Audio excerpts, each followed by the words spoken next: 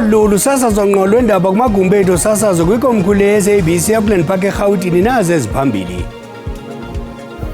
Road safety, in as far as driving is concerned, it must be dealt with.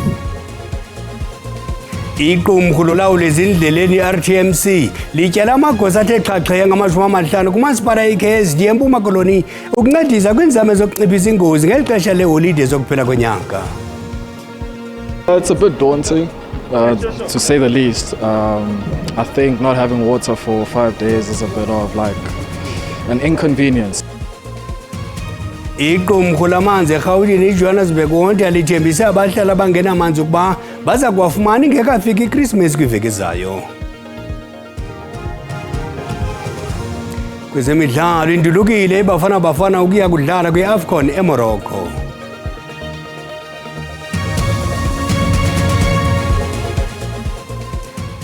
Xabisa ixesha ukuze nexesha likuxabise njengesiqhelo ngeli xesha kwelijelo zindaba uxolo malibenani.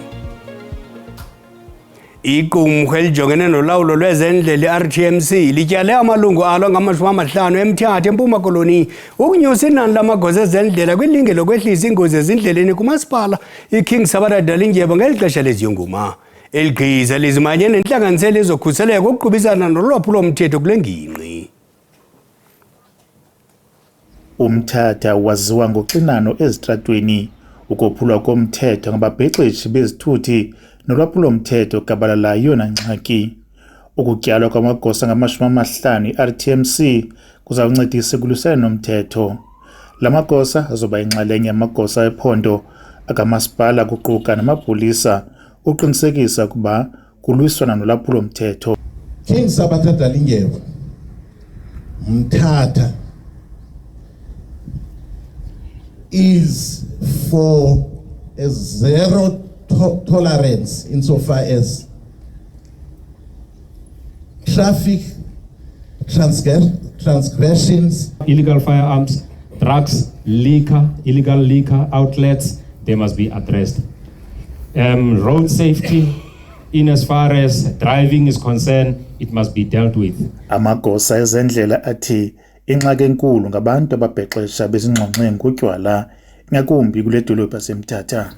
For the past weekend, we already arrested a total of 77 drunken drivers, which was 59 on Friday night, then 18 on Saturday night. Abagcini bomthetho bathi omnye umngeni omkhulu ngabantu abasoloko befuna ukushicilela umsebenzi wamagosa kuba befuna indumasi kumakhasi ezonxibelelwano. Do not give them what they want, because what they want you to respond whichever way so that it can be a content for them.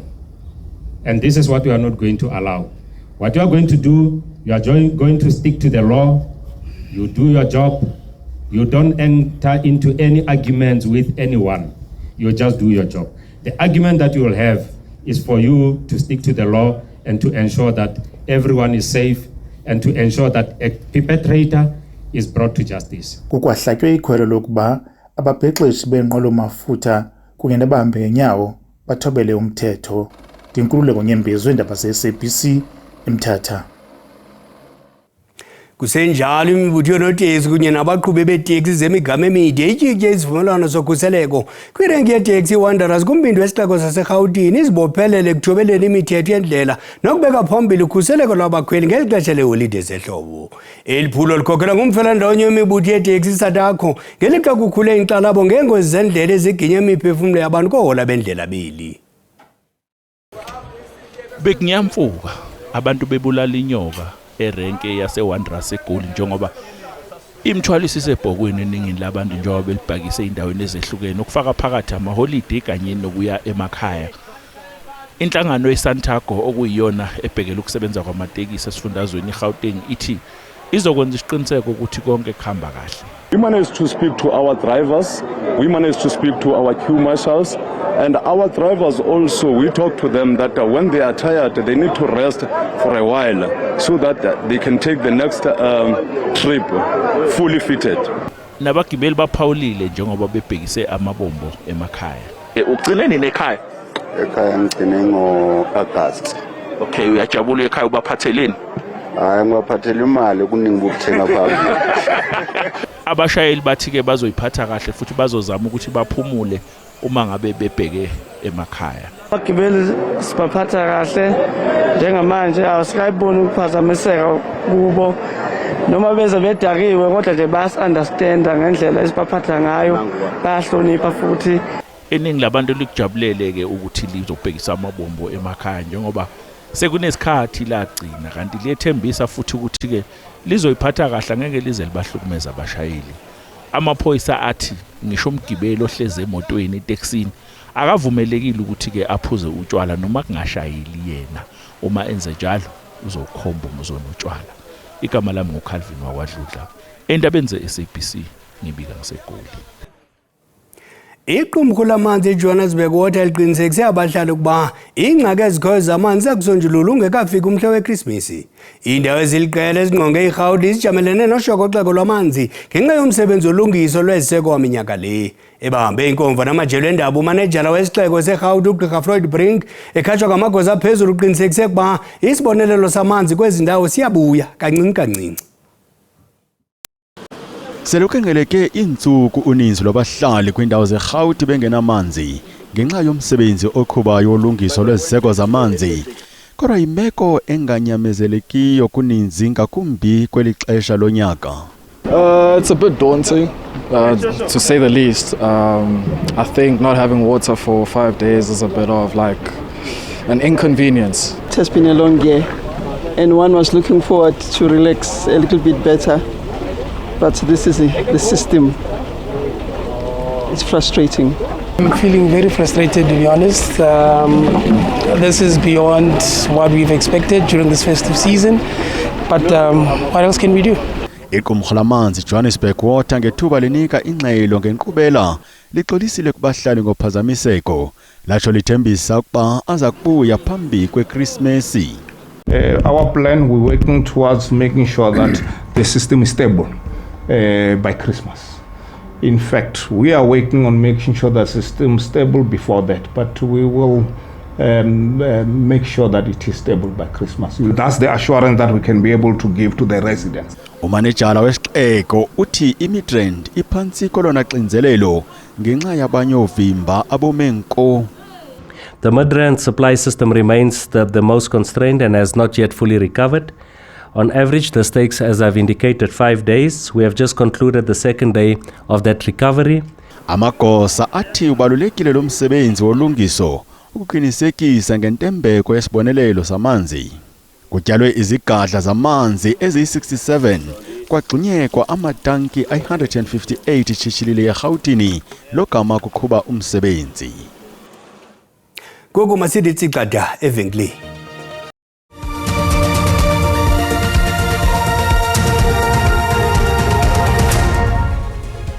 Sihlabele mgama nendaba zethu. Bangaphya kwekhulu abagqatswe kulindeleke kuba bajijisane ngezihlalo eziliwaka kunyulo lorhulumente basekhaya lokugaya ivoti kunyaka ozayo. Ngokwengxelo yomphathi wenhloko yekomishoni yonyulo uMnumzana Simon Mabolo ngethuba ethetha nonondaba belijele. Ukwathe beyikomishoni baza kuveza amacebo amatsha okuncedisa inkqubo yovoto ukuba ibe lula, ikhawuleze kwaye isebenze kakuhle kunangaphambili. Izibilini ziphezulu kubagqatswa nanjengoko inani labo kulonyulo likarhulumente wasemakhaya lithe gqolo ukwenyuka liqikelelwa kwikhulu lamawaka inani labagqatswa baza kukhuphiswano kugqatso lomasipala abangama-250 kweli loMzantsi Afrika kwaye elinani liya lisenyuka xa kuthelekiswa nelonyaka ka-2021. In the previous elections of municipal councils, we had just over 95,000 candidates. 95,000 candidates contesting about 10,000 seats, which are available within the local government sphere. Our expectation on this occasion is that we will go over the 100,000 mark contestants.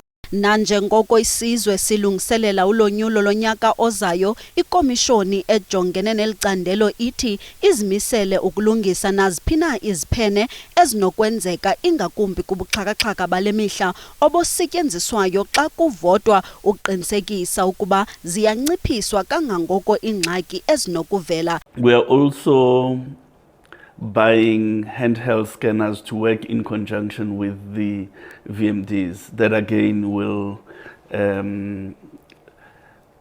ensure that the process works a bit more expeditiously in terms of the scans. Ukukhawulelana nemeko zemigca emide xa kuvotwa noxinzelelo olwenziwa lixesha elide lokulinda emigceni, le komishoni ithi phantsi phezulu ukujongana namacebo amatsha okulungisa ezo ngxaki. We are working on a proposal to rectify that, to have a different queuing methodology as well as a different breaking down of the voters' roll. Ikomishoni yezovoto ithi izimisele uqinisekisa ukuba abemi beli bangangena kuvoto oluphucukileyo nolungenamakhwiniba. Kusenjalo i-AFP igcinile iwadi yayo kunyulo lovalo-skhe kumasipala waseMfolozi kwaMbonambi. Iqela layiphumelela le wadi u-17 ngonyulo lomasipala ngo-2021 laphinda layiphumelela izolo. Ufihlo kwakhe enjogo ye-AFP ubethe abagqatswa umkhonto wesizwe ophume isibini nowe-African National Congress ophume kwindawo yesithathu. Inkqubo yophuhliso yezizwe ezimanyeneyo kweli isungule iphulo elitsha lobuxhaka-xhaka bale mihla elijolise ekuphuculeni nasekuhlaziyeni amashishini asakhulayo.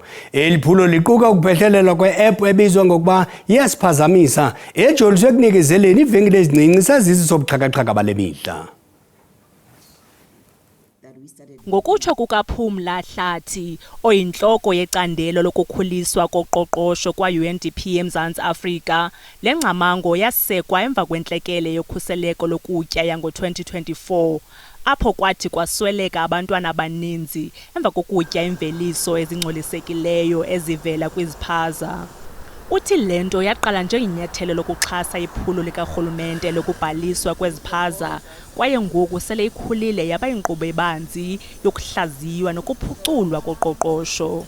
We did start off with saying, how do we curb or how do we support to prevent more deaths of young people by just ensuring that this registration process is reliable, to saying that this is an economy after all that we're talking about. We're talking about somewhere between 900 billion to 1.1 trillion rand economy. It's an economy in its own right that supports millions and millions. Eyona nto ibalulekileyo ngale app isiphazamisa kukuhlola nokwakha izixhobo zobuxhaka-xhaka bale mihla ezihambelana neemeko zasezilokishini. Kwaye omnye wemisebenzi ephambili kukuthatha inkcukacha yemeko yevenkile ngokuhambelana nemigaqo yezempilo nokhuseleko apho olo lwazi luthi lusetyenziswe ziinkonzo zikamasipala. As a spaza shop owner now, you register yourself. One of the key features it has is that you can scan literally with your phone. You can go like this around your spaza shop using the phone, and the app is able to read or assess the environment, is able to tell you, firstly, maybe it's not clean, or secondly, it's a little too hot in the room. Le nkqubo ikwakhuthaza ukwakhiwa kwamathuba emisebenzi nokubandakanywa kolutsha.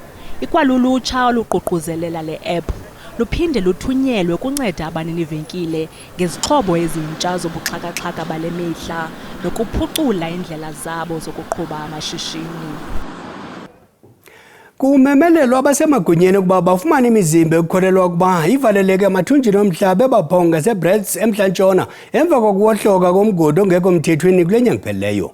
Abahlali bakwabongoza iiarhente zonyanzelo zomthetho ukuba zinyuse inzame zokunqanda ukombiwa kwemigodi ngongekho mthethweni kule ngingqi. Ukombiwa kwemigodi ngongekho mthethweni kuphazamisana nentlalo yabahlali baseBaponga, oomatshini abakhulu nendawo zemigodi eziphela kulahlwa kuzo ubugoxo zixhaphakile kule ngingqi ngelixa kugxekwa abombi-mgodini abangekho mthethweni ngezi ngxaki. Abanye abahlali bagxeka abasemagunyeni ngokuphanza ukulawula le ngingqi ngokufanelekileyo. The communities are caught between rock and a hard place. Whether you starve or you allow illegal syndicates to operate. The tragic result is that unregulated practice like backyard mining quickly threatens their homes and livelihood due to this deadly choice that the communities are faced with, whether you allow these illegal activities or illegal syndicates to operate within our communities. An exclusion from employment and a genuine economic opportunity means many residents are left with no viable options, resorting to illegal mining simply because they need to put food on the table. Kusenjalo ingxelo zemizimba evaleleke emathunjini omhlaba zixhalabisa abahlali ukanti kubonakala kusekho imingeni kwinkqubo yokuhlangula imizimba ngenxa yomhlaba ongazinzanga. We are also told that somewhere there are people that the soil caved in on them as they were mining, and the area, because of the wetness, the area is so unstable that nobody can be able to go in there. The district municipality was informed, as well as the disaster management offices were informed, and they did come to check, and they said because of the unstable nature of the soil in this area, it will take quite some time before anyone can safely go there to make sure that they do rescue operations. Kungoku nje uluntu lubongoza basemagunyeni ukuba bathatha amanyathelo ngokukhawuleza ukusombulula le meko. Kusenjalo ingqwabanqwaba ngemigodi engekho mthethweni eStilfontein kwiphondo laseMntla-Ntshona isaqhuba noba ngundaba mlonyeni. Ngelixa ilizwe lalibhiyozela ukuqala konyaka omtsha, inani elingachazwanga lozamazama belisephantsi komhlaba emva kokuqalwa kwephulo lamapolisa elibizwa ngokuba ivala umgodi. Ukuvalwa kokuhanjiswa kokutya nezinye iimfuno eziziziseko kubangele uxinzelelo kurhulumente ukuba aqale imisebenzi yokubakhupha nokubasindisa. Ishafti edume kakubi yomgodi ongasasetyenziswayo eMntla-Ntshona isengundaba mlonyeni. Urhulumente usemaxhaphethu ehlangula inani elingachazwanga labasebenzi mgodini abangekho mthethweni. This operation is underway for 10 days from yesterday. Then after 10 days we'll stop to assess. Now any indicator or indication that it still has to go on, or there are still people who are underground or whatever, we will take on board. Inqanaba lokugqibela lomsebenzi ukuhlangula lonakaliswe kukungavisisani. Oku kuzemva kokubaleka kwenkosi yemigodi yaseStilfontein uJames Newotsweli owaziwa njengoTiger nowayephakathi kwabantu bokugqibela ukufunyanwa. Amapolisa amane ekutyholwa ukuba ayanyaniswa nokubaleka kukaTsweli sele ebanjiwe kwaye atyholwa ngokoyisa ubulungisa kunye nokunceda umrhanelwa ukuba abaleke. We regard this mysterious disappearance of Tiger as something of an embarrassment, and that we have since established a multidisciplinary task team to unravel what really happened. Umphathiswa wemithombo yezimbiwa uGwede Mantashe nangona kunjalo ukholelwa ukuba abo bathumela abasebenzi mgodini ngokungekho mthethweni phantsi komhlaba kufuneka babekwe uxanduva. If you go and steal gold, you can't give anybody any responsibility for that who is operational. It is your responsibility and your the person who drives you. These foot soldiers are taking this gold to somebody. That somebody must take responsibility for them. Kungekudala emva koko uluntu lwaseStilfontein lubambe umsitho wesikhumbuzo sokucocwa ngembeko yabasebenzi mgodini ababhubhe phantsi kolomhlaba. Inkokheli zasekuhlaleni kunye namagqwetha alwela amalungelo abantu basakholelwa ukuba abo baphetheyo ngebenze bhetele. Our government, its mission was very simple. We buried them there alive or dead. From there we seal the shaft. Like today, the 2 shafts are sealed. But yet we told them that at shaft 11, there are still people there. Their bodies there. Because those who survived, they told them that others they were trying to get out of the gator, but others they fell to their death. Ikomishoni kulindeleke ukuba ikhuphe ingxelo eneziphumo kunye nezindululo ekuhambeni kwexesha. Njengesiqala ngelixesha apha kumagumbi ethu sasazo sinayo intatheli ezobuchwepheshe uSandile Hlangane iza kuphakula kuvimba wayo kwezamaqongo qhagamshelwano. Qadi masikwamkele khawutsho mfundini seziphi ezitrendayo kula maqongo qhagamshelwano. Enkosi Bhelu uzawukhumbula ukuthi ke ezi trends zanamhlanje sithe sizikhetha sizikhethile ngoba kukho unxulumano phakathi kwazo okanye ukuzalana. Abantu abaninzi ke bazawukhumbula ukuthi ngeyi-16 ngalamini siyazi njengokuba i-Reconciliation Day kuye kwadutyulwa kwasweleka uDJ Warras sithi umphefumulo wakhe makalale ngoxolo. Into abantu bayitrend lento Bhele sawukhumbula ukuthi okokuqala nje yi-Day of Reconciliation imina bayicelebrateayo abantu yoxolelwano so yothusile ukuthi kwenzeke isehlo esifana nolhlobo okanye esikumila ngolhlobo. Eyona nto ihamba phambili ke uzawukhumbula ukuthi kukweza buildings eJohannesburg zihijackwayo abantu ke bakholelwa ukuthi ke zihijackwa ngabemi bangaphandle kukholeleka nento ethi ke uDJ Warras abene security company yilento ke abantu bayinxulumanisana nokwakuhijacka kweza buildings. Into abantu basithi ke ziyazalana ezitrends kukuba uzawukhumbula ukuthi amapolisa ke abambe ugxudululo babemi baseKenya yilento abantu bayidibanisa nalonto ke yenze ke lonto leyo ukuthi kuvuke umnyele okanye ungavisisani phakathi kwabantu base-South Africa nabase-US. Into ebangela lonto ke kukholeleka ukuthi abantu baseKenya abaninzi ababanjwe ngamapolisa bebesebenzela enye ye-companies zaseMelika. Okwesithathu ke Bhele nokokugqibela sawukhumbula ukuthi ke ngenxa yolunxulumelwano nokuzalana kwezi trends iJohannesburg iyatrenda ihamba phambili. Eyona nto abantu mabahambe phambili ikwazizo ezi-hijacked buildings and abantu ke bayathetha nangalento ye-crime eyenzeka kwi-CBD. Bayayicela ke i-City of Johannesburg kwakunye no-national government ukuthi bayise iso lento yaseJohannesburg nalento ke sithetha ngayo sisithi ke eyona nto ihamba phambili kukuba ngabemi okanye kukholeleka ukuthi ke ngabemi bangaphandle aba benza ukuthi kubekho ukungalawuleki kwi-City of Johannesburg. Yinto ke le evuyisa i-PA uzawukhumbula ukuthi ke uKhenny Kunene kudala ikhwaza bengxola ngalento kwipati yabo besithi ke abemi bangaphandle mabahambe eSouth Africa. Abantu abaninzi ke ku-Twitter bakholela ukuthi ke yiyo lento yenze i-PA ukuthi mayiwine kwi-national elections. Ngenxa yexesha Bhele igama nguSandile Hlangane. Shoshubeko Mpondo Msenkosi kakhulu. Kwezemidlalo iBafana Bafana indulukile ukuya kwitumente ye-Africa Cup of Nations eMorocco inyaka ukuphelisa imbalele yale ndebe yeminyaka engama-29. Iqela elikhokhelwa ngumqeqeshi Hugo Broos liliqilima ngabadlali abanamava kwanabo basaphuhlayo. iBafana kumdlalo wokuqala iza kunquzulana ne-Angola ngoMvulo ilandele ngeyiphutha ngoLwesihlanu weveki ezakulandela neZimbabwe nge-29 Disemba. Iqela lesizwe alikabethwa kwimidlalo eyi-26 lijonge ukuqhuba njalo kwitumente. Umbengo omde uyawucima umlilo masinazise mawethu ukuba siyivalile lezozo namhlanje sezokugqibela izindaba zasemini ngolwimi lwesiXhosa. Sakubuya nazo ngoLwesibini umhla wesi-6 kuJanuwari. Mandathe elithuba nto zikabawo kuninqwenelela iChristmas emnandi nonyaka omtsho yokozela abathamsanqa. Ndivumeleni ndehle kulamaza ndiyodlala umlabalaba ekhaya. Masiphinde sibonane kwakweli qonga lendaba kunyaka ozayo. Makube chusi Bhele.